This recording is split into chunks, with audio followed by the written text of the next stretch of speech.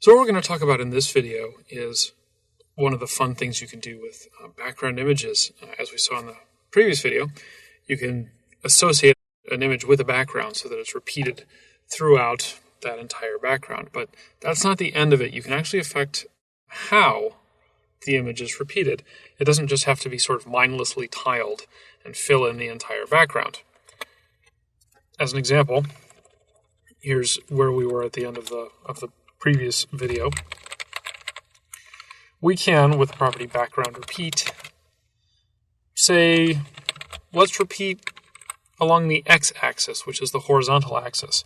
And if we do that and hit reload, there we go. The image is repeated horizontally along that, which is to say along the x-axis. And now the rest of the background, where the image isn't being repeated, we can see the background color again. We can see the 85%, 85%, 85% gray.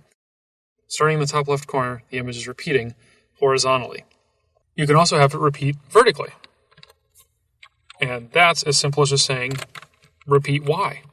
Not Y as in the question, but repeat along the Y-axis. So now the image is repeating along the left side here, up and down. It's starting in the top left corner and just repeats along that edge there. And again, we can see the background color wherever the image is not drawn.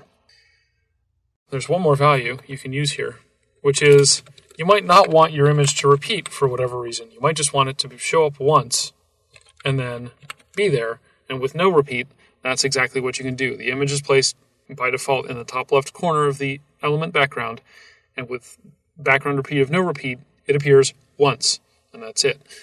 Now, with a little image like this, that might not be such a big deal, but you might have a big watermark of some kind that you want to put behind the top left corner of a document, or some sort of transition effect. That's where repeat X, repeat Y, and no repeat can come into play. With repeat X, you can create, with just a little tiny image of a gradient, you can create a drop shadow, for example, along the bottom of something or along the top of something. So that's where this repeating comes into play. And with background repeat, like I say, no repeat, repeat X, repeat Y. The default value is repeat, which is just to mindlessly tile throughout the entire background. That's the default value.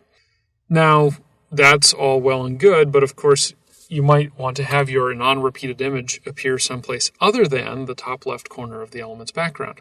And that's exactly what we're going to talk about in the next video.